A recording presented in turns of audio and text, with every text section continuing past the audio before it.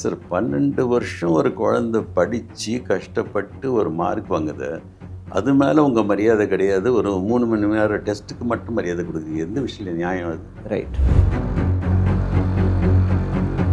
அரசாங்கத்தில் வந்து ஒரு அமைச்சர் வந்து அவர் வந்து ரிசைன் பண்ணுறாரு, ஒத்துக்கிறேன். இன்னொரு அமைச்சர் வந்து ஒரு ஸ்டேட்மெண்ட் கொடுக்குறாங்க. இது நல்லது தானே, இன்னும் நல்லா ப்ரிப்பேர் பண்ணி எழுதலாம். எஸ். இது வந்து ஒரு பெரிய அவமரியாதை பட்சம். மார்க் வந்து உண்மையாகவே ஒரு குழந்தையுடைய நாலேஜை வந்து ரிஃப்ளெக்ட் பண்ணுமா? பண்ணாது. ஏன்னா சில குழந்தைங்களுக்கு எப்படின்னா பொறுமையாக அவங்கள ஞாபகம் வச்சு அப்படியே எல்லாத்தையும் எழுதுவாங்க. சில குழந்தைங்க நல்ல அறிவு இருக்கும், அந்த 3 மணி நேரத்தில் அவங்களுக்கு எழுத தெரியாது. நிறைய பேர்கிட்ட நான் வேடிக்கையாக சொல்கிறேன், நான் வந்து மேத்ஸில் ரொம்ப வீக். என் 6ஆம் கிளாஸ் வாத்தியார் சொன்னார், களிமண் இருக்கடா அவன் மண்டையில் இருந்தார். 10ஆம் கிளாஸ் வாத்தியார் சொன்னால் ஸ்கூலே பாஸ் பண்ண மாட்டாடா அப்படின்ட்டு. பாஸ் பண்ண மாட்டாடா. நான் என் மனசில் சொல்லுவேன், உங்களுக்கு சொல்லிக் கொடுக்குறது இல்லை, நான் என்ன பண்ணுறது அப்படின்ட்டு. எத்தனை ஸ்கூல்ஸ், எத்தனை காலேஜஸ் இன்னைக்கு குழந்தைங்களை அசஸ் பண்ணுது? எந்த எக்ஸாமினேஷன் பேட்டர்ன் குழந்தைங்களை அசஸ் பண்ணுது? குழந்தைங்களை இவாலுவேட் தானே பண்ணுறோம். இவனோட நீ நல்லா இருக்காருன்னா நீ வா, இதுனா இவாலுவேஷன்.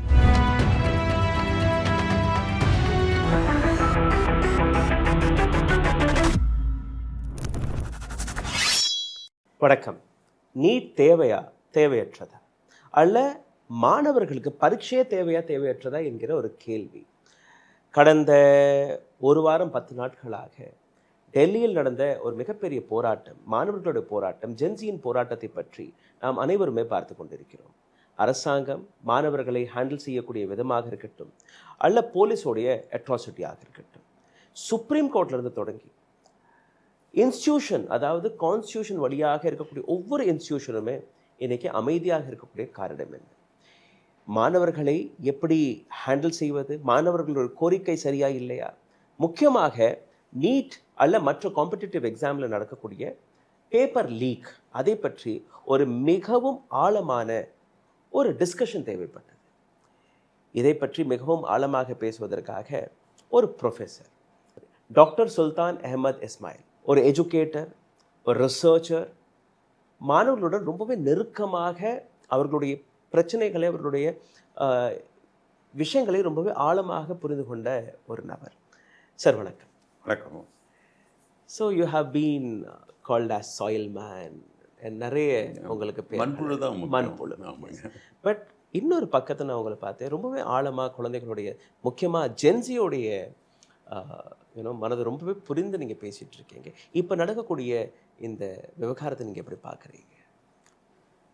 மாணவர்களை வந்து கிட்டத்தட்ட ஒரு 53 ஆண்டுகளாக ஹேண்டில் பண்ணுறோம் ஆஸ் எ டீச்சர். அப்போ அவங்க வந்து எப்படின்னா, என்ன தான் நாங்கள் வந்து சேஞ்ச் ஆனாலும், இப்போ நான் ஒரு ஆசிரியராக இருக்கும்பொழுது என்னுடைய மாணவர்கள் வந்து ஒவ்வொரு பேட்சும், இப்போ 74லேருந்து நான் வந்து ஒரு டீச்சராக இருக்கிறேன். 1974லேருந்து ஒவ்வொரு பேட்சும் மாற அவங்களுடைய அந்த நோக்கங்கள் மாற ஆரம்பிக்குது. அண்ட் அவங்களுடைய ரிக்குவயர்மெண்ட்ஸும் மாற ஆரம்பிக்குது. இதெல்லாம் எப்படின்னா, ஒரு கிராஜுவேட் டிகிரி அவங்க பாஸ் பண்ணாலும் ஏதாவது ஒரு வேலை கண்டிப்பாக அவங்களுக்கு வந்து இருந்தது. அதுவும் அந்த காலத்தில் எப்படின்னா அரசு வேலை அப்படின்னு சொல்லும்போது அவங்களுக்கு ஒரு பெரிய ஒரு மிகமையாக அதை ட்ரை பண்ணுவாங்க, அதுக்கு போவாங்க. ஒரு சிரமமும் இல்லை, அப்படியே போயிட்டு இருந்ததுங்க. அதுக்கப்புறம் அந்த ஜாப்ஸ் வந்து ப்ரைவேட்டைசேஷன் ஆக ப்ரைவேட் ஜாப்ஸ் தான் வந்து நிறைய இருக்குது வேலை வாய்ப்புகள். அப்போ ப்ரைவேட் வேலை வாய்ப்புகள் வரும்போது இந்த ரெண்டுக்கும் ஒரு வித்தியாசம் உண்டு. அரசு வேலை வாய்ப்புக்கு கண்டக்ட் பண்ணுற அந்த இன்டர்வியூ, அந்த ஒரு அப்ரோச் வந்து வித்தியாசமானது. இவங்க ப்ரைவேட் கம்பெனிஸ் எப்படின்னா, எப்படி ஒவ்வொரு நாளும் எப்படி டெவலப் ஆகுதோ அது தகுந்த மாதிரி அவங்களும் வந்து மாடர்னைஸ் ஆகணும். ஏன்னா அவங்க வந்து என்ன பண்ணுறாங்க, இன்டர்நேஷ்னல் லெவலில் காம்படிஷன் போயிடுது. அப்போ இன்டர்நேஷ்னல் லெவலில் காம்படிஷன் போகும்போது மாணவர்களை வந்து நாங்கள் உண்மையாகவே ஒழுங்காக தயாரிக்கிறோமா? இது ஏற்கனவே ஒரு இடத்துல நான் சொல்லியிருந்தேன். அதாவது எப்படி ஒரு இண்டஸ்ட்ரி எதிர்பார்க்குறாங்கன்னா, நீங்கள் களிமண்ணை எடுத்து அந்த களிமண்ணை நல்லா பதம் பார்த்து அதுலேருந்து ஒரு பானையை உருவாக்கி அந்த பானையை எங்ககிட்ட கொடுக்காதீங்க. நீங்கள் மண்ணை பதமாக்கி அதை எங்ககிட்ட கொடுத்துருங்க, நாங்கள் எந்த மாதிரி பானை வேணுமோ நாங்கள் தயாரிச்சுக்கிறோங்கிறாங்க. ரைட். ஆனால் எங்களுடைய அந்த கரிக்குலம், அந்த அப்ரோச் எல்லாம் எப்படின்னா, பானையை தான் கொடுப்போம். அப்போ அந்த பானை வந்து வெளியே போகும்போது நிற்க மாட்டேங்குது, உடைஞ்சிடுது. சார், இப்போ இருக்கக்கூடிய ஜென்சி நீங்கள் பார்த்தீங்கன்னா, மாணவர்களுடைய அந்த கோபத்தை நம்ம பார்த்தோம். பட் அந்த கோபத்தை டேக்கிள் செய்த அந்த விதம், ஸ்பெஷலி ஜூலை 20ஆம் தேதி இந்த அளவில் அந்த பெலட் கன்ஸ், தடியடி, இது எல்லாமே ஒரு அரசாங்கம் மாணவர்கள் இப்படி தான் ஹேண்டில் செய்திருக்க வேண்டுமா? தவறு அது. அதாவது மாணவர்கள் எப்படின்னா, ஒரு காமன் சேயிங்கும் இருக்குது எப்பொழுதுமே. அதாவது இண்டிவிஜுவலி ஜெம்ஸ் கலெக்டிவ்லி டெவில்ஸ் அப்படின்னுவாங்க. ஒரு அப்ரோச் இந்த எப்பொழுதுமே இந்த பியூரோக்ராட்டிக் அப்ரோச்சில் அப்படி தான் பேசுவாங்க. ஆனால் மாணவர்களை பொறுத்த வரைக்கும் நான் ஹேண்டில் பண்ணும்போது அவங்கள வந்து பேசி அவங்களுடைய கருத்துக்களை வந்து என்ன இருக்குன்னா, அன்ஃபார்ச்சுனேட்லி நாங்கள் பெரியவங்க சொல்கிறோம் நீங்கள் கேளுங்கன்னு இருக்குது. இது மாறணும். நீங்கள் மனசில் என்ன இருக்குது நீங்கள் சொல்லுங்கள், நாங்கள் கேட்குறதுக்கு தயாராக இருக்கிறோம். அந்த நிலைமை வந்துச்சுன்னா எந்த மாணவரை வந்து துணிச்சலாக எந்த ஒரு பெரியவரும் பார்த்து அவமரியாதை பண்ணுறது கிடையாது. எக்ஸப்ஷன்ஸ் வில் பி ஃபியூ, அது விட்டுருங்க. பட் ஜென்ரலாகவே நான் பார்த்துருக்கேன் ஹேண்டில் பண்ணும்போது அவங்கள வந்து என்னென்னா, there's nobody to listen to us. நாங்கள் சொல்கிறது கேட்குறதுக்கு யாருமே ஆள் இல்லை. ரைட், இது வந்து எங்கள் பிரச்சனை, நாங்கள் எங்களுடைய வாழ்க்கை. நீங்கள் ஏன் உட்காந்து டிசைட் பண்ணுறீங்க? நீங்கள் you have settle down, you are in a position. எங்களுக்கு புது காம்ப்ளிகேஷன். இந்த புது காம்ப்ளிகேஷன் வரும்போது இது எங்ககிட்ட கேளுங்க, எங்களுக்கு என்ன வேணும்னு கேளுங்க, அதுக்கு தகுந்த மாதிரி நீங்கள் பண்ணுங்க, நாங்கள் ஒத்துக்கிறோங்கிறாங்க. அவங்க வந்து ஒத்துக்க மாட்டேன்னு சொல்ல மாட்டேங்கிறாங்க. ஸோ இதுதான் வந்து நாங்கள் பெரியவங்க வந்து சில பேர் அந்த ஈகோ வந்துட்டு we are not able to approach. You have to listen to us. We have to listen. அந்த அதாவது எனி கம்யூனிகேஷனுங்க, எனி கம்யூனிகேஷன் சக்ஸஸ்ஃபுல் ஆகணும்னா காது பெருசாக இருக்கணும், வாய் பெருசாக இருக்கக்கூடாது. ஸோ நாங்கள் பெரியவங்க who are டெசிஷன் மேக்கர்ஸ், அவங்க வந்து கொஞ்சம் பேசுங்க, நீங்கள் என்ன தான் உங்கள் மனசில் இருக்குது அப்படின்னு உட்காந்து கேட்டிங்கன்னா நிறைய பிரச்சனைகள் சால்வ். நாங்கள் கேட்குறது கிடையாது. என்னுடைய எக்ஸ்பீரியன்ஸை நீ ஃபாலோ பண்ணோம்னா உன்னுடைய எக்ஸ்பீரியன்ஸ் இஸ் அவுடேட்டட், எனக்கு எதுக்கு அப்படின்னு குழந்தை. ஸோ நான் ஜென்சியை எப்போதுமே ப்ளேம் பண்ண மாட்டேன். நான் வந்து நிறைய யங்ஸ்டர்ஸை ஹேண்டில் பண்ணியிருக்கிறேன். குழந்தைங்களுக்கு அவங்களுக்கு வந்து ஏற்கனவே நிறைய பிரச்சனைகள் இருக்குது. பழைய நாங்கள்லாம் எப்படின்னா அப்பா இருக்கிறார் பார்த்துக்குவார்.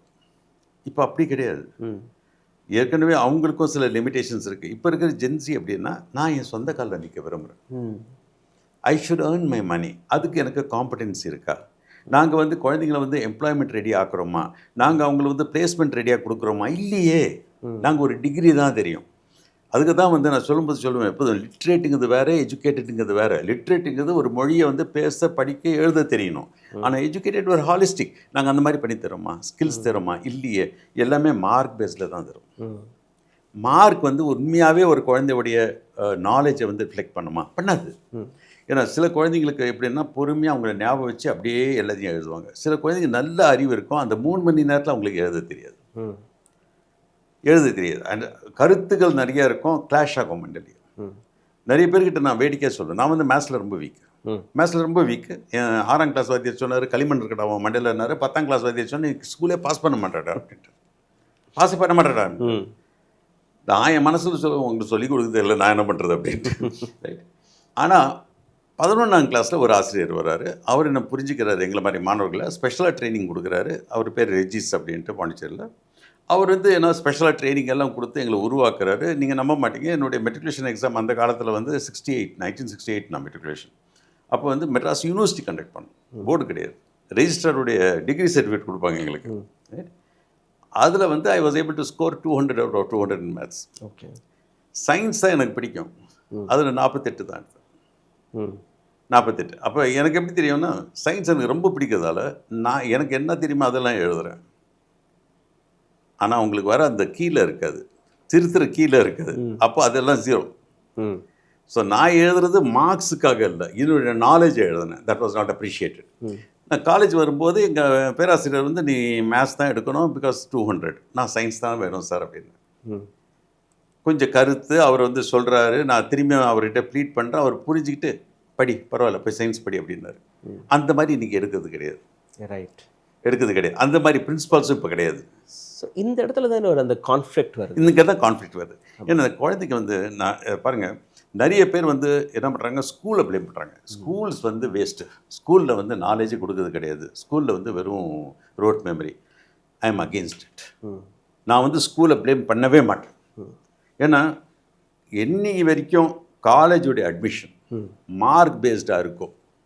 அது வரையிலும் ஸ்கூலாக இருக்கட்டும், ஸ்கூல் பிரின்ஸிபலாக இருக்கட்டும், டீச்சராக இருக்கட்டும், மாணவனாக இருக்கட்டும், குடும்பமாக இருக்கட்டும், மார்க்கை நோக்கி தான் போவாங்க. ஏன்னா அடுத்த கோர்ஸுக்கு போகணும் அந்த குழந்தை. So as long as the admission pattern for higher education gets changed, you cannot expect knowledge to be transferred in schools. கடந்த ஒரு 10 ஆண்டுகளில் கிட்டத்தட்ட ஒரு 153 பேப்பர் லீக்ஸ் நடந்திருக்கு. ஆமாம். முக்கியமாக ஒரு ஒரு 5-6 வருடங்களை நீங்கள் பார்த்தீர்கள் 70-80 பேப்பர் லீக்ஸ். இந்த வருஷம் 22 லட்சம் மாணவர்கள் வெறும் நீட்டுக்காகவே அப்பியர் ஆனாங்க. பேப்பர் லீக் நடக்குது. ஒரு மாணவர் கிட்டத்தட்ட ஒரு 3-4 வருஷம் ப்ரிப்பேர் பண்ணதுக்கப்புறம் தான் நீட் அட்டெம்ப்டே பண்ணுறாரு. They start from class 9, 10th, right? So ஒரு மாணவருடைய ஃபெயிலியர் 22 lakh மாணவர்கள் சீட்டை நீங்கள் பார்த்தீங்கன்னா throughout it is only 1,37,000. அவ்வளோ ப்ரைவேட்டில் தான் அதிகம். ஆமாம், ப்ரைவேட்டில் தான் அதுவும் அதிகமாக இருக்குது. ஸோ அந்த காம்படிஷனில் படிக்கணும். அண்ட் அந்த காம்படிஷனில் படித்து ஜெயிச்சு நான் ஒரு கவர்மெண்ட் மெடிக்கல் இன்ஸ்டிடியூஷனில் எனக்கு சீட் கிடைக்கணுங்கிற கனவு தான் மெஜாரிட்டி ஆஃப் மாணவர்கள் இருக்குது. Because seats are only limited 55,000 seats. So இந்த இடத்துல அந்த மாணவர்களுடைய அந்த பேப்பர் லீக் நடக்கும்போது அவர்களுடைய அந்த எஜுகேஷன், இந்த கோபம் வெளிவந்து எஜுகேஷன் மினிஸ்டருடைய ரெசிக்னேஷன் வர இன்றைக்கி போய் நிற்கிது. அரசாங்கம் மாணவர்களை புரிஞ்சுக்காம ஒரு அடக்குமுறையை கையில் எடுத்தது. ரெண்டாவது, there was no talk between the government and the student. இதுதாங்க சொல்கிறேன். இதுதாங்க முக்கியம். அதாவது அரசாங்கத்தில் வந்து ஒரு அமைச்சர் வந்து அவர் வந்து ரிசைன் பண்ணுறாரு, ஒத்துக்கிறேன். இன்னொரு அமைச்சர் வந்து ஒரு ஸ்டேட்மெண்ட் கொடுக்குறாங்க. இது நல்லது தானே, இன்னும் நல்லா ப்ரிப்பேர் பண்ணி எழுதலாம். இது வந்து ஒரு பெரிய அவமரியாதை ஃபார் சில்ட்ரன். ரைட்? என் நீஸ் கூட எழுதுனான். இப்போ ஃபஸ்ட்டு அவங்க லீக் ஆன அந்த பேப்பருடைய மார்க்ஸில் வெரி ஹை ஸ்கோர், டெஃபினட்டாக அவங்களுக்கு வந்து கவர்மெண்ட்டில் சீட் கிடைச்சிருக்கும். வெறுத்து போய் அழுது ரெண்டாவது எழுதுனான். 400 மார்க் வந்திருக்கு. கண்டிப்பாக அவளுக்கு வந்து சீட் கிடைக்கிறது கஷ்டம். அதாவது குழந்தையோட மனப்பான்மை என்னென்னா, எப்போதுமே ஒரு ரேஸாக இருக்கட்டும், எதுவாக இருக்கட்டும், அவங்கள வந்து ப்ரிப்பேர் பண்ணி போகும்போது அது வந்து அவங்களா சரியாக எழுதலைன்னாலும் பரவாயில்ல, கொஸ்டின் பேப்பர் டஃப்பாக இருந்தாலும் பரவாயில்ல, ஆனால் நல்லா எழுதுகிற ஒரு பேப்பர் அது லீக் ஆகி போச்சு, கேன்சல் பண்ணுறேன் அப்படின்னு சொல்லும்போது உங்களுடைய அலட்சியமான ஒரு குணம். சிஸ்டம் தப்பு கிடையாது, எக்ஸாமினேஷன் சென்டர் தப்பு கிடையாது, மாணவன் தப்பு கிடையாது. Why should I own that responsibility of suffering when you have committed a blunder? Right? அதாவது நன்மைக்காக சொல்லுவாங்க, அரிசி வேகுதுன்னா ஒரு தானியம் எடுத்தால் போகிறோன்ட்டு. இதில் அப்படி கிடையாது. அந்த தானியத்தை தூக்கி வெளியே போடேன், யார் பண்ண அவனை எல்லாம் தூக்கி வெளியே போடேன். நீ ஒரு அரசாங்கத்தில் இவ்வளோ லீக் ஆகுதுன்னா யார் பொறுப்பு? குழந்தைங்களா பொறுப்பு? அந்த குழந்தையுடைய வாழ்க்கை 5ஆம் கிளாஸ் 6ஆம் கிளாஸ் அது எதுக்கு போடுறாங்க அது வேண்டாம், எனக்கு I disagree with that also. But அது வேறு விஷயம். ஆனால் அவங்க மனசோடு கொண்டு போய் படிக்க வைக்கிறாங்க. குழந்தைங்களும் படிக்குதுங்க. படித்த பிறகு அவ்வளோ செலவு பண்ணி எல்லாம் பண்ணி செலவு விட்டுருங்க, காசு எப்படியாவது பரட்டிக்குவாங்க பேரண்ட்ஸ். பட் சைல்டுடைய லைஃபுடைய கம்ப்ளீட் அந்த young days of investment, they are not allowing a child to be a child. Even when we talk about finances, இன்னைக்கு இந்தியாவை பொறுத்தவரையில் கல்வி ரொம்பவே அளவுக்கு மீறி போயிட்டுருக்கு. சே ஃபார் எக்ஸாம்பிள் நீங்கள் பார்த்தீங்கன்னா ஒரு நீட்டுக்கு ப்ரிப்பேர் பண்ணக்கூடிய மாணவர் கோச்சிங் இன்ஸ்டியூட்க்கு போகிறார். ஒரு வருஷத்துக்கான கோச்சிங் ஃபீஸு 6 to 7 lakhs. 4 வருஷம் கோச்சிங் எடுத்துட்டா கூட he is almost spending 30 lakh rupees minimum.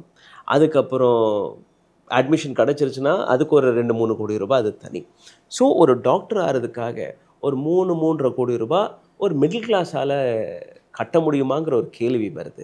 இல்லை எனக்கு வந்து ஒரு 30-40 lakh rupees செலவு பண்ணி எனக்கு கவர்மெண்ட் காலேஜ்லேயே சீட் கிடச்சிட்டா கூட the initial 30-40 lakhs இருக்கு வெறும் கோச்சிங்கிற பேரில், it's huge. Don't you think that India போன்ற ஒரு நாடு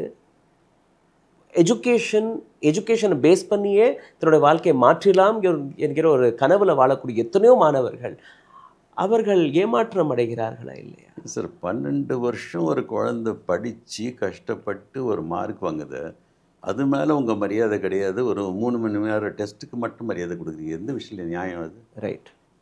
12 வருஷம் ஒரு குழந்தை படிச்சிருக்கு. ரைட். ரெண்டாவது வந்து அரசாங்கமே கான்ஸ்டியூஷனல் ரைட்டாக பல விதமான சிஸ்டம்ஸை என்கரேஜ் பண்ணுறோம். We have state boards, we have CBSE boards, we have ICSE, we have Cambridge, we have British curriculum, we have baccalaureate. இத்தனை விதமான ஸ்ட்ரீம்ஸ் கொடுத்துருக்கிறீங்க. Why do you select only from NCERT book? Correct. Who are you to decide?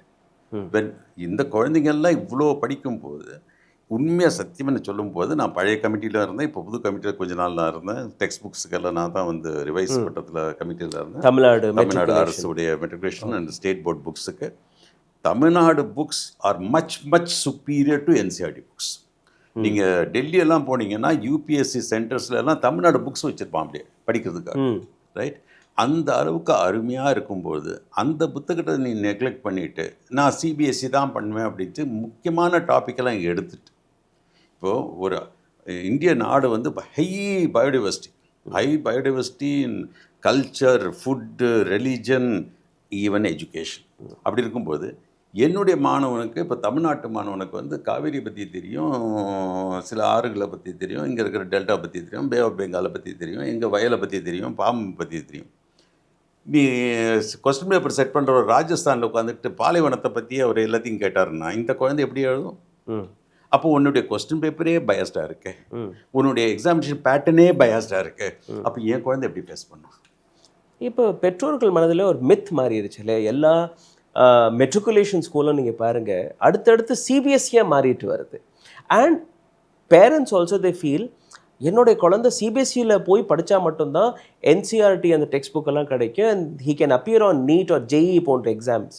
So what a state government should do, Tamil Nadu, Maharashtra, Karnataka, Telangana இது போன்ற பல்வேறு மாநிலங்கள், and ஒரு காலகட்டத்தில் education was a statehood subject. அதுக்கப்புறம் இப்போ கன்கரண்ட் லிஸ்ட்டில் போயிருச்சு. Now centre is also you know poking their nose, state is also. So நீங்கள் சொன்னபடி ஒரு தமிழ்நாட்டு மாணவருக்கு அவருக்கு ஏற்றபடி அந்த கல்வியை கிடைக்க மாட்டேங்குது. எங்கேயோ ஒரு நபர் உட்காந்துட்டு அவர் எழுதி கொடுக்கக்கூடிய ஒரு டெக்ஸ்ட்டை நம்ம வந்து மனப்பாடம் படித்து ஒப்படைக்கக்கூடிய வேலையாக மாறிடுச்சு. as you rightly said, when you wrote an exam where you get only 40-45% in science, but you used your brain and that was your explanation. And இப்போ மாணவர்கள் அப்படி பண்ணவே முடியாது. நம்பர்ஸ் தானே எங்கள் வேலை பார்க்குது. நம்பர் இல்லைன்னா யுவர் மக்க குழந்தைங்கிற ஒரு ஸ்டாம்ப் அடிச்சிடுறாங்க. இது என்னென்ன சார், கம்ப்ளீட் எஜுகேஷன் சிஸ்டமே மாற்றுறதுக்காக ஒரு பெரிய முயற்சி தான் எடுத்தோம். I do not know whether it will be right or wrong to tell on this please, media. We should. இப்போ ப்ரீவியஸ் கவர்மெண்ட் வந்து ஒரு 8 மாதத்துக்கு முந்தி நவம்பர் 25 ஒரு கமிட்டியை என்ன தான் சேர்மனாக போட்டாங்க. அதில் வந்து கரிக்குலம் ரிவைஸ் பண்ணணும், சிலபஸ் ரிவைஸ் பண்ணணும், புக்ஸ் எல்லாம் புது புக்கு கொண்டு வரணும். நான் வந்து நிறைய வந்து பப்ளிக் ஒப்பீனியன் எடுக்கணும் அப்படின்னு எனக்கு வந்து அந்த பழைய கல்வி அமைச்சர் திரு முனைவர் அன்பில் மகேஷ் வந்து அவர் வந்து கூப்பிட்டு ஒரு மணி நேரம் நாங்கள் பேசின பிறகு அவர் சொன்ன 3 வார்த்தைகள் மட்டும் நான் மறக்கவே மாட்டேன். அந்த மெச்சூரிட்டியை மறக்க மாட்டேன். அவர் வந்து எனக்கு என்ன சொன்னார்னா, என் குழந்தைங்க வந்து புக்கை வந்து சந்தோஷமாக திருப்பி பார்க்கணும் ஐயா. பியூட்டிஃபுல். என் குழந்தைங்க புக்கை சந்தோஷமாக எடுத்துக்கிட்டு ஸ்கூலுக்கு போகணும் ஐயா. 3வது, I will not interfere with your work. Okay, that was a great thing. And அந்த ஃபஸ்ட் டேர்முடைய first standard, second standard, third standard books ready பண்ணியாச்சு. அதில் நான் வந்து ஒரு புக்கோட சாம்பிள் காமிக்கிறேன் உங்களுக்கு. அதாவது ரொம்ப அழகாக அந்த மாதிரி கொண்டு வரோம். எதுக்குன்னா எங்களுடைய ஒரே ஒரு கருத்து என்ன இருந்ததுன்னா, எங்கேயோ நாங்கள் ஃபவுண்டேஷனை மிஸ் பண்ணிட்டோம். அப்போ நாங்கள் குழந்தைங்களுக்கு நல்ல ஸ்ட்ராங் ஃபவுண்டேஷன் கொடுத்துட்டோன்னா அவங்க வளரும் போது எந்த விதமான காம்படிட்டிவ் எக்ஸாமாக அவங்களால ஃபேஸ் பண்ண முடியும்ங்கிற ஒரு கருத்து வரும். 2வது பக்கம் அவர்கிட்ட சொல்லும்போது நான் சொன்னேன், இந்த மாதிரி பப்ளிக் ஒப்பீனியன் நீங்கள் என்ன வேணாலும் பண்ணுங்க அப்படின்னாரு. நாங்கள் வந்து 7 இடத்துல பப்ளிக் ஒப்பீனியன் பண்ணோம், கவரிங் ஆல் 38 டிஸ்ட்ரிக்ட்ஸ். அதுவும் வந்து நார்மலாக வந்து டீச்சர்ஸையும் ஸ்டூடெண்ட்ஸ் தான் கூடுவாங்க. நான் அப்படி பண்ணலை. ஃபோர்நூன் வந்து டீச்சர்ஸையும் ஸ்டூடெண்ட்ஸையும் வச்சுருந்தேன். மத்தியானத்துக்கு வந்து பேரண்ட்ஸையும் ஆக்டிவிஸ்டையும் கூப்பிட்டேன், அசோசியேஷன் லீடர்ஸ். ஏன்னா அவங்களுடைய கருத்து நமக்கு முக்கியம் அப்படின்னு கூப்பிடும்போது முக்கியமாக நான் மறக்க முடியாத ஒரு மாணவியை மட்டும் என் வாழ்க்கையில் மறக்க மாட்டேன். பல இடங்களில் நல்ல கருத்துக்கள் கொடுத்தாங்க எல்லா மாணவிகளும். அதுலேயும் அரசு பள்ளி மாணவிகள் ரொம்ப சிறப்பாக பேசினாங்க. அதில் தென்காசியில் இதை மட்டும் நான் மறக்கவே மாட்டேன். நம்ம வேல்ஸுடைய பள்ளிக்கூடத்தில் தான் வச்சுருந்தோம் அந்த நிகழ்ச்சியை, வேலம்மாள் இதில். அங்கே வந்து நாங்கள் ஒரு பாப்பா உட்காந்துருக்கிறா, 12th படிக்கிற பாப்பா. தெரியும், அவங்க ஒரு பேக்வர்டு ஏரியாவிலேருந்து வராங்க. பார்க்கறதுக்கு அவங்க பாடி லாங்குவேஜ் எல்லாம் தெரியுது. மற்ற குழந்தைங்க பேசுதுங்க, டீச்சர்ஸ் சொல்கிறாங்க. ஆனால் இந்த பாப்பா வாயே திறக்கலை. டீ பிரேக்கு அப்போது எல்லோரும் எழுந்திரிச்சு போகும்போது நான் சொன்னேன், பாப்பா டீ பிரேக் அப்புறம் நீ தான் வந்து சொல்ல போகிற, டீச்சர்ஸ் திட்டுவாங்க அதுக்கப்புறம் அப்படின்னாங்க. எந்த டீச்சரும் திட்ட மாட்டாங்க, நான் தான்மா சேர்மன், நான் பார்த்துக்கிறேன், நீ தைரியமாக பேசு பாப்பா அப்படின்னா. சரிங்க ஐயா அப்படின்னு சொல்லிட்டு போயிட்டான். டீ குடிச்ச பிறகு வந்த பிறகு நான் சொன்னேன், பாப்பா இப்போ நீ பேசணும் அப்படின்னேன். அந்த பாப்பா எழுந்திரிச்சு நின்று, நான் பேசுவேன், நீங்களும் என்னை தடுக்கக்கூடாது அப்படின்னா. ஓ, நானும் ஒன்றும் தடுக்க மாட்டேன், நீ பேச பாப்பா அப்படின்னு. என்ன மாதிரி பேசினாங்க. என்ன சார், கணக்கில் மட்டும் 1230 எக்ஸசைஸ் கொடுத்துருக்குறீங்க. நாங்கள் மனுஷனா நாங்கள் யார்? A question for the Question by the child, right? And the child says, கணக்கில் வந்து ஒரு எக்ஸாம்பிள் கொடுப்பாங்க. எக்ஸசைஸில் மொதல் 2 கணக்கு எக்ஸாம்பிள் மாதிரியே இருக்கும், மீதியெல்லாம் எக்ஸாம்பிள் மாதிரி இருக்காது. அந்த எக்ஸாம்பிள் மட்டும் டீச்சர் போட்டுடுறாங்க, மீதி ஹோம்ஒர்க் தராங்க. நாங்கள் எப்படி சார் போடுறது? மாணவியுடைய கேள்வி. அடுத்த கேள்வி, அது என்ன சார், ஒரு சப்ஜெக்டில் மட்டும் 33 சாப்டர், இன்னொரு சப்ஜெக்டில் 24 சாப்டர். அப்போ அந்த சப்ஜெக்ட் படிக்கிறவங்க கஷ்டப்படணுமா? மூன்றாவது, அது என்ன சார், ஒரு சாப்டர் 10 பக்கம், ஒரு சாப்டர் 25 பக்கம். இது எப்படி சார் ஞாபகம் வைக்க முடியும்? இந்த கேள்விகள் எல்லாம் மனசில் வச்சு நாங்கள் மினிட்ஸும் பாஸ் பண்ணோம். I wish that because the புது அரசு வந்து என்ன வந்து சேர்மனை ரீப்ளேஸ் பண்ணிட்டாங்க, மிஸ்டர் மயில்சாமியை போட்டிருக்காங்க. இப்போ அந்த குழந்தைங்க சொன்னது மனசில் வச்சு நான் இவங்ககிட்ட என்ன சொன்னேன்னா, 11th அப்படின்னு எடுத்திங்கன்னா அது எக்கனாமிக்ஸாக இருக்கட்டும், காமர்ஸாக இருக்கட்டும், ஜுவாலஜியாக இருக்கட்டும், பாட்னி, எந்த சப்ஜெக்ட் இருந்தாலும் பரவாயில்ல, number of chapters should be same plus or minus 1. All chapters same number of pages plus or minus 2. இதுதான் பெர்மிட்டட் பண்ணுங்க அப்படின்னா. அடுத்த கேள்வி கேட்டது, ஒரு குழந்தை கேட்டது, சார் சயின்ஸ் படிக்கிறவங்களுக்கு பெனிஃபிட் இருக்குது, காமர்ஸ் நாங்கள் அக்கௌண்டன்சி கம்ப்யூட்டர் எங்களுக்கு பெனிஃபிட் இல்லையா சார்? என்னப்பா பெனிஃபிட் இல்லை? அவங்களுக்கு ப்ராக்டிக்கலுக்கு 10 மார்க் கிடைச்சது. ஓகே, ஏன் காமர்ஸில் ஏன் ப்ராக்டிக்கல் கிடையாது? எக்கனாமிக்ஸில் ப்ராக்டிக்கலுக்கு, ஹிஸ்ட்ரியிலே ப்ராக்டிக்கலுக்கு, ஜியாகிரஃபிலே ப்ராக்டிக்கல் பண்ணலாம். அப்போ கம்பல்சரி ப்ராக்டிக்கல் கொண்டு வாங்க. என்ன ப்ராக்டிக்கல் சார்? ஹிஸ்ட்ரி.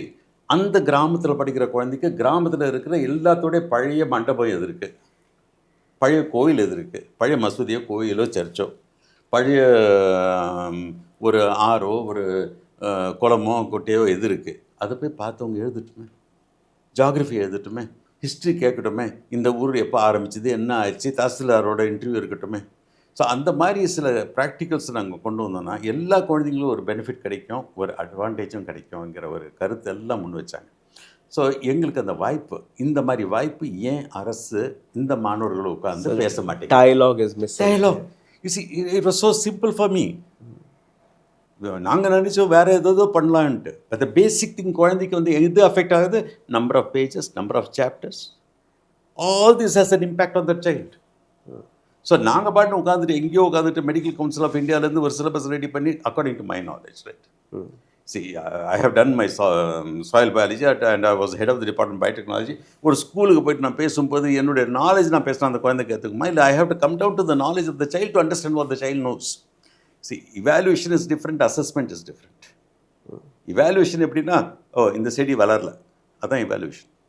ஏன் இந்த செடி வளரல, இதை எப்படி வளர வைப்பேன், இதான் அசஸ்மெண்ட். எத்தனை ஸ்கூல்ஸ், எத்தனை காலேஜஸ் இன்னைக்கு குழந்தைங்களை அசஸ் பண்ணுது, எந்த எக்ஸாமினேஷன் பேட்டர்ன் குழந்தைங்களை அசஸ் பண்ணுது, குழந்தைங்களை இவாலுவேட் தானே பண்ணுறோம். இவனோட நீ நல்லா இருக்காருன்னா நீ வா, இதுனா இவாலுவேஷன். 3 மணி நேரத்தில் எதிர பரிச்சு ஒரு குழந்தையுடைய நாலேஜை வச்சு complete examination pattern has to be change. And reforms எழுதும்போது எப்பொழுதுமே வந்து ஈவன் யூஜிசி வந்து அந்த காலத்திலே ஆட்டோனமஸ் கொண்டு வரும்போது ஒரு ஸ்டூடெண்ட் ரெப்ரசன்டேட்டிவ் இருக்கணும் அப்படின்வாங்க. அது நிறைய காலேஜில் எப்படின்னா எனக்கு பிடிச்ச ஒரு ஸ்டூடெண்ட்டை கொண்டு வந்து உட்கார வச்சுருவோம், அவன் வாயை திறக்க மாட்டான். பட் குழந்தைங்களோட இன்ட்ராக்ட் பண்ணணும். What do you want actually, right? This is what I am expecting. And எக்ஸாமிங்கிறது வந்து நான் 1968 மெட்ரிகுலேஷன் பாஸ் பண்ணேன், 69 பியூசி பாஸ் பண்ணோடனே அப்போவே வந்து ஜிப்மருக்கு என்ட்ரன்ஸ் எக்ஸாம் உண்டு. JIPMER had an entrance exam, right? My own classmate Dr. Mahadevan became, அவர் பன்னீர்செல்வம், தாமோதரன், இவங்க 3 பேரும் they cleared it. They became doctors later. I am happy that I did not, right? Fine. But அப்போது என்னென்னா prestigious இன்ஸ்டிடியூஷனுக்கு exam எப்படி ஒரு கொண்டு வராங்கன்னா, ஒரு ப்ரெஸ்டீஜியஸை பில்டப் பண்ணுறதுக்காக ஒரு பரீட்சை. அந்த குழந்தைக்கு அதில் இன்ஃபர்மேஷன் இருக்குமா இல்லையா? இப்போ இன்ஃபேக்ட் பழைய கமிட்டியில் வந்து டாக்டர் அனந்தகிருஷ்ணன் சார் வந்து சேர்மனாக இருந்தார். ஐ வாஸ் அ மெம்பர் 2018 அந்த கவர்மெண்ட் இருக்கும்போது. அப்போ அந்த புக்ஸ் எல்லாம் எழுதும்போது ஒரு மீட்டிங் நடக்கும்போது நான் தான் கேட்டேன், இந்த மாதிரி எந்த பிஸ்னஸை செலக்ட் பண்ணி. இப்போ டாக்டர் ராமசாமி தான் அப்போ வந்து அக்ரிகல்ச்சர் யூனிவர்சிட்டி விசியாக இருந்தார். இப்போ இந்த வருஷம் அவருக்கு பத்மஸ்ரீயும் கிடைச்சது. அதனால நண்பர் அவர், மிந்திலேருந்து தெரியும் எனக்கு பழக்கம். அவர் உட்காந்துருக்கார் முன்னால், நான் பேசிட்டு இருக்கிற மேடையில். நான் சொன்னேன், ராமசாமி உங்ககிட்ட ஒன்று கேட்கணும். நீங்கள் அக்ரிகல்ச்சர் யூனிவர்சிட்டி விசியாக இருக்கிறீங்க, நீங்கள் மார்க் பேஸ் பண்ணி உங்கள் ஸ்டூடெண்ட்டை செலக்ட் பண்ணுறீங்களா, இல்லை மண்வெட்டி பிடிக்க தெரியும், கடப்பாரை பிடிக்க தெரியும், ஏர் உழ தெரியும், இதை பார்த்து செலக்ட் பண்ணுறீங்களா? மார்க் பார்த்து தானே எடுக்கிறீங்க. அப்போ மார்க் பார்த்து அக்ரிகல்ச்சர் படிக்கிற குழந்தை வேளாண்மைக்கு போகிறது கிடையாது. யூபிஎஸ்சி எக்ஸாம் எழுதிட்டு இது கலெக்டராக போகிறாங்க. So what is the purpose of agriculture after that? Right. So இதே தான் மெடிசனுக்கும். Just because you have money and you have all the access of paying, I am not generalising, let no parent mistake me, I am not generalising. But நான் என்கிட்ட காசு இருக்குது, நான் என் குழந்தைக்கு எவ்வளோ ஆனால் செலவு பரவாயில்ல, 1.5 கோடி 2 கோடி ரூபாய் செலவு பண்ணி நான் படிக்க வச்சிடுறேன். பட் அந்த குழந்தைக்கு உண்மையாகவே உள்ளார நான் ஒரு மருத்துவராய் சேவை பண்ணணுன்னு அந்த இது இருக்கா? இது கவனிச்சிங்களா? இல்லையே. சின்ன வயசுலேருந்தே நீ டாக்டராகனு கொண்டு வந்து நீ டாக்டர் ஆகிடு. அவன் டாக்டர் ஆன பிறகு அது முடிக்கிற வரைக்குமே அவனே பேஷண்ட் ஆகிடுறானே. இன்றைக்கி நிறைய சைக்கலாஜிக்கல் டிஸ்டர்பன்சஸ், நிறைய குழந்தைங்களுக்கு ஒரு மாதிரி ரெஸ்ட்லெஸ்னஸ், அவங்களுக்கு சின்ன வயசுலேருந்தே blood pressure and associate diseases, suicides are பயங்கரமாக. அதான் சார் எப்படின்னா இதான் உனக்கு டார்கெட், அப்படி கிடையாது. நான் அன்றைக்கி கூட பேசும்போது குழந்தைங்க அதான் சொன்னேன், பிளான் ஏ போடு, இல்லைன்னா ஜி வரைக்கும் இருக்குது. 25 ஆல்டர்னேட்டிவ் வாழ்க்கையில் என்ன வாழ்க்கையில் வாழ முடியாது. It is not a degree which makes you live in this world. It is a passion to work which makes you survive in this world. Sir, இந்த நீட் வர்றதுக்கு முன்னாடி இல்லை ஜேஇ போன்ற காம்படிட்டிவ் எக்ஸாம்ஸ் எல்லாம் வர்றதுக்கு முன்னாடி எஜுகேஷன் சிஸ்டம் எப்படி இருந்தது? இன்னைக்கு நீட் ஜேஇ போன்ற காம்படிட்டிவ் எக்ஸாம்ஸ் வந்ததுக்கப்புறம் எஜுகேஷன் சிஸ்டம் எப்படி மாறி இருக்கு? இதில் குழந்தைகளுக்கு அழுத்தம் இன்னும் அதிகரிச்சிருக்கா? ரெண்டாவது, குழந்தைகளுக்கு எப்படி அழுத்தம் இருக்கோ அதே மாதிரி பெற்றோர்களுக்கும் ஒரு அழுத்தம் அதிகரித்திருக்கு இல்லையா? ஸோ இதெல்லாம் மாற்றுவதற்காக எந்த விதமான முயற்சிகளை அரசாங்கம் எடுக்கணும்? Do we actually need or other competitive exams? பேசிக்கலிங்க எனக்கு தெரிஞ்சு privatisation and corporatisation has snatched away the quality of education. அது முந்தியெல்லாம் எப்படின்னா படிக்கிற பிள்ளை படிக்கட்டும், நல்லபடியாக படிக்கட்டும், படித்தாமல் அவன் கஷ்டப்பட்டு வரான், நல்ல வாத்தியாருங்க ஆகிட்டாங்க. இன்றைக்கி இருக்கிற பெரிய டாக்டரெல்லாம் நீட் எழுதி பாஸ் பண்ணி வந்தவங்க கிடையாது. நல்லா படித்தாங்க, நல்ல மார்க் வைத்தாங்க, இன்டர்வியூவில் பாஸ் பண்ணாங்க, வந்துட்டாங்க. போக போக என்ன ஆகுதுன்னா, இந்த மாதிரி ஒரு காம்படிட்டிவ் எக்ஸாம்ஸ் வரும்போது உடனே அந்த டியூட்டோரியல் சென்டர்ஸ் ஒன்று ஆரம்பிக்கும், கோச்சிங் சென்டர்ஸ் ஆரம்பிக்கும். இந்த கோச்சிங் சென்டர்ஸ் எல்லாம் நல்ல சர்வைவ் ஆகும். நான் அதான் எனக்கு புரியுறது கிடையாது. இது பேரண்ட்ஸ்கிட்டையும் பேசும்போது சொல்லுவேன்னா, அந்த நீட்டுடைய ரிசல்ட்ஸ் வந்த உடனே ஒரு பெரிய நியூஸ் பேப்பரில் ஒரு பக்கத்துக்கு 2 பக்கத்துக்கு ஒரு ஃபோட்டோஸ் எல்லாம் போட்டு இந்த 30 குழந்தைங்க நாங்கள் ட்ரெயின் பண்ணது நீட்டில் செலக்ட் ஆகி போச்சு. 30 out of how many children you train? அதை போட மாட்டாங்க. இந்த பர்சன்டேஜ் இதெல்லாம் இருக்க மோசமானது எப்பொழுதுமே. இப்போ 30 ஸ்டூடெண்ட்ஸ் அப்படின்னு சொல்லும்போது பெருசாக தெரியலாம். 30 அவுட் ஆஃப் 3 லட்சம் ஸ்டூடெண்ட்ஸ், வாட் இஸ் இட்? அப்போ what is your credential? Nothing, right? So any system of education, it is time now that the government sits together. எனக்கு தெரிஞ்சு state government should have a say in its own education, or all state governments can sit and discuss with the centre and say, look here, எல்லா பரீட்சைகளும் வர்றது மேத்ஸும் science வச்சு base பண்ணி தான் வருது, வேறு எந்த சப்ஜெக்டும் கிடையாது. இப்போ மேத்ஸ் அண்ட் சயின்ஸுக்கு எல்லா ஸ்டேட்ஸ் ரெப்ரசன்டேட்டிவும் உட்கார வச்சு அந்தந்த ஸ்டேட்டுடைய லொக்கேஷனும் வர மாதிரியும் அந்த ஐடியாஸும் வர மாதிரியும் வச்சு புக்கை தயாரிங்க. That book will be common for state board, CBSE, ICSE, British curriculum, all the curriculum. Book should be same. Maths and curriculum should be the same. புக்கை அவங்க தனியாக பிரிண்ட் பண்ணிட்டோம். Maths and science. Social, English, language, all the states will do what they want. அப்போ நீங்கள் competition exam வெறும் கணக்கும் அது மட்டும் வச்சிங்கன்னா பண்ணலாம். அதில் கூட எனக்கு என்ன பிரச்சனை சார், இப்போ கூட அந்த புக்ஸ் எழுதும்போது ஒரு அதிகாரி என்கிட்ட ஐசிஎஸ்சி மாதிரி இருந்தால் நல்லாயிருக்கும் அப்படின்னு சொன்னார் சிலபஸ். இப்போ when I was chairman, நான் பேர் சொல்ல விரும்பல அந்த அதிகாரி. நான் சொன்னேன், அது 2.5-3 லட்சம் செலவு பண்ணி அங்கே படிக்கிற பிள்ளை படிக்கலாம். ஐ ஆம் இன்ட்ரெஸ்டட் இந்த குக்கிராம். எனக்கு குக்கிராமத்து குழந்தைக்கு புரிகிற மாதிரி புக்கு வேணும். அப்படி சொல்லும்போது தான் ஒரு நல்ல டீம், டீச்சர்ஸும் ரொம்ப அருமையான டீம் ஒரு இதை அழகாக கொடுத்தாங்க. அந்த கான்செப்ட் மட்டும் என்னால் மறக்க முடியாது. Thanks to my teachers, SCRT teachers who cave this inputs. அதாவது குழந்தைக்கு 0 புரியாது, 1 தெரியும். இது 1 போகிறேன், இது 2 போகிறேன், 3 போடுறேன், இது 3 கிளாஸ் இருக்குது, 4 கிளாஸ் இருக்குது. 1 to 9 காங்க்ரீட், 0 இஸ் அப்ஸ்ட்ராக்ட்.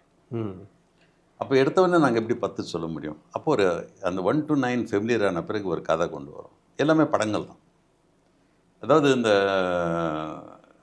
இந்த அந்த வயல்லலாம் வந்து ஒரு 4 கொம்பு வச்சு மேலே ஓலை போட்டு வைப்பாங்க வெயிலில் போய் உட்காரதுக்காக விவசாயி. அப்போ ஒரு குழந்தைங்க நடந்து போது மழை ஆரம்பிக்குது. அந்த குழந்தை போய் அந்த நிழலில் நிற்கிது. நான் 1, அவனை நாய் ஓடி வருது 2, பூனை வருது, கோழி வருது, சேவல் வருது, அதுக்கப்புறம் ஆடு மாடு இந்த மாதிரி 9 வரைக்கும் கொண்டு போகிறோம். மழை நின்று விட்டது, எல்லோரும் வெளியே சென்று விட்டார்கள் அப்படின்ட்டு ஒரு கேள்விக்குறியை மட்டும் போட்டுறோம். டீச்சரை வந்து அது 0ங்கிற கான்செப்டை அங்கே கொண்டு வர சொல்கிறோம். ரைட்.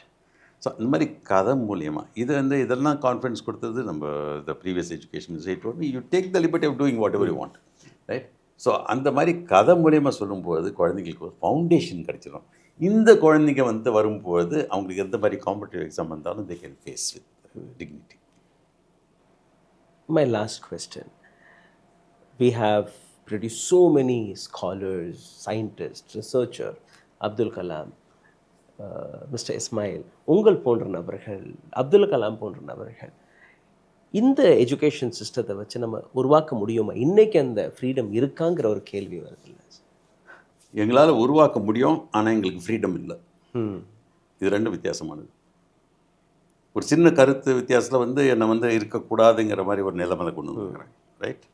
ஸோ அந்த மாதிரி வரும்போது எங்களுடைய கருத்து வந்து we don't belong to any party, we are Indians as educationists. அது கலாமாக இருக்கட்டும், நானாக இருக்கட்டும், என்ன மாதிரி பல பேர் இருக்கிறாங்க.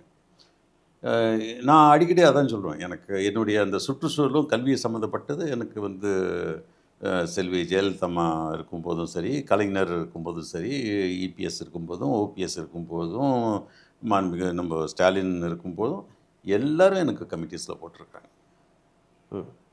Nobody has doubted my integrity. I really pained when the new government doubted my integrity, right? So அந்த மாதிரி இருக்கும்போது எங்களுக்கு இருக்க அந்த ஃப்ரீடம் எங்களுக்கு கிடைக்காம கிடையாது.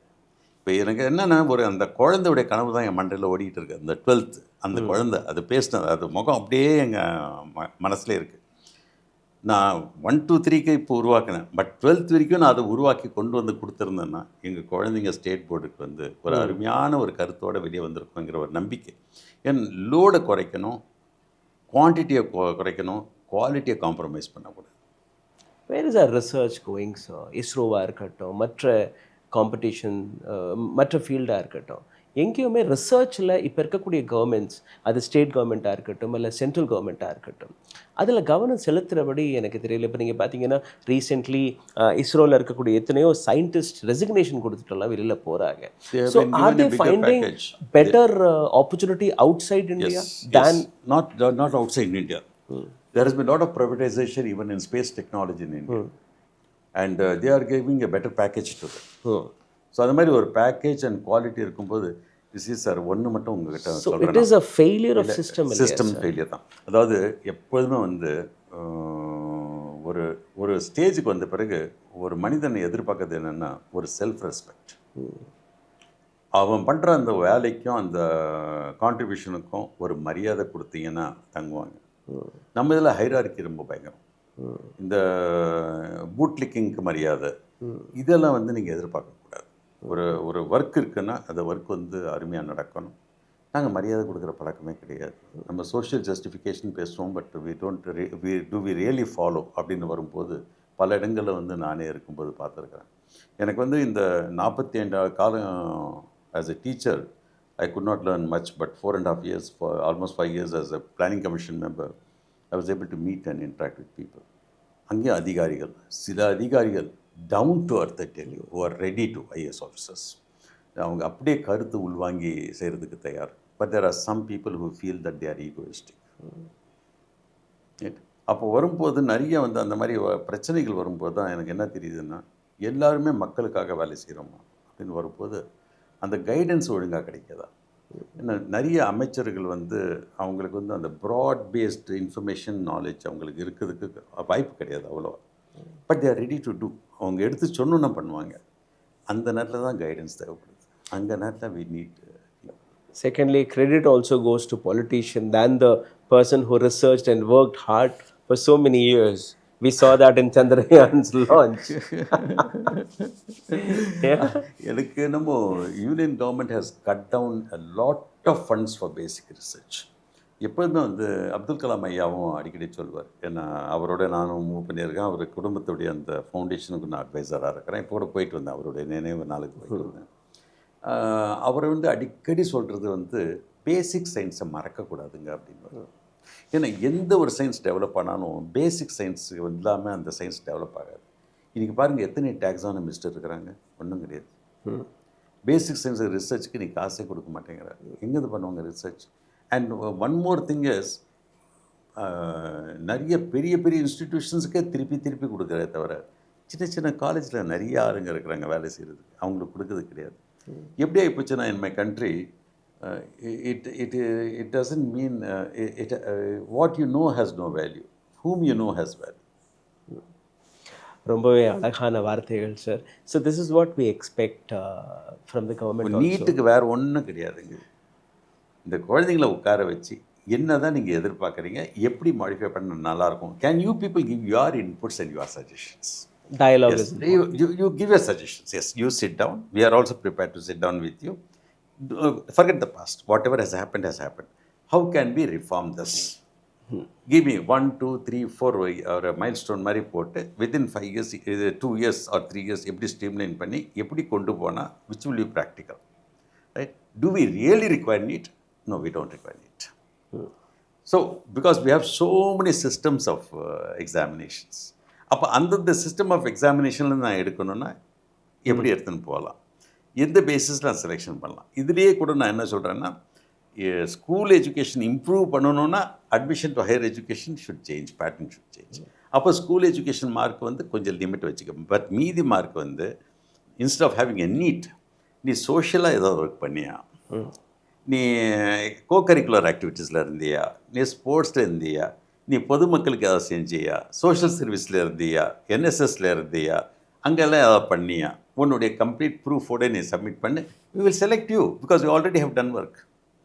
அப்போ நான் அந்த குழந்தை சின்ன வயசுலேருந்து நான் வந்து போயிட்டு இந்த ப்ளூ கிராஸில் போயிட்டு அனிமல்ஸுக்கு நான் ஹெல்ப் பண்ணுறேன், நான் வந்து இந்த ஓல்ட் ஏஜ் ஹோமுக்கு போயிட்டு நான் பெரியவங்களுக்கு போய் ஹெல்ப் பண்ணுறேன். அப்போ அந்த சோஷியல் ஆக்டிவிட்டி வரும். மால்கம் அதிசேஷியாக இருக்கும்போது மெட்ராஸ் யூனிவர்சிட்டி விசியாக சில திங்ஸ் இந்த மாதிரி கொண்டு வர முயற்சி பண்ணார்.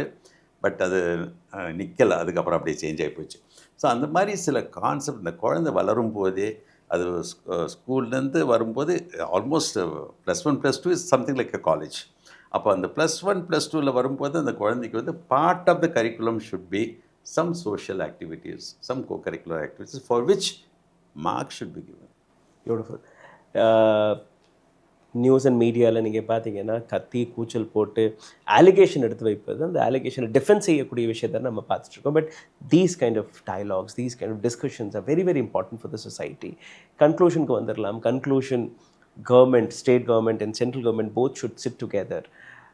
மாணவர்களை கூப்பிட்டு வச்சு அவங்களுடைய ஐடியாஸை வாங்கி you should sum up everything and come up with ஒரு ஆர்கனைஸ்ட் வழியாக ஒரு புக் நீங்கள் ரெடி பண்ண, specially mathematics and science.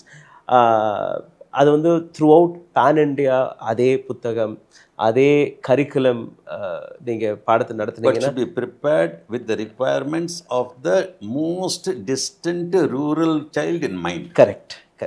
So that is when the actual reform will happen from in education system. இவங்க டாப் டு பாட்டம் பார்க்குறாங்க, முடியாது. Bottom to top கொண்டு வந்தோடனே அதான் சோஷியல் ஜஸ்டிஃபிகேஷன், அதுதான் பெரியார் சொன்னார், அதுதான் வந்து எல்லாரையும் கொண்டு வச்சு நாங்கள் this is what we need now. That is the need for NEET. Thank you so much for your time, sir. Thank you so much. ஊடகம் கார்ப்பரேட் அரசியல்வாதிகளின் கைப்பாவையாக அடிமைகளாக இருந்தது போதும், இனி சாட்டை எடுத்து சுழற்றும் நேரம் வந்துவிட்டது. ஊடகம் பொதுமக்களாகிய உங்களுக்காக, உங்களாலேயே இயக்கப்பட வேண்டும். ஊடக சுதந்திரத்திற்காக உங்களின் பங்களிப்பை இன்றே அளித்திடுங்கள். ஓ, அப்ப அந்த மிஸ்டர் அண்ட் மிஸ்ஸஸ் பெர்ஃபெக்ட் உண்மையிலேயே வர்த். நரம்பு தளர்ச்சியிலிருந்து விடுபட்டு உடம்பு ஒரு புது வீரியம் பெற மா நேச்சுரல்ஸோட மிஸ்டர் பெர்ஃபெக்ட்டை யூஸ் பண்ணுங்க.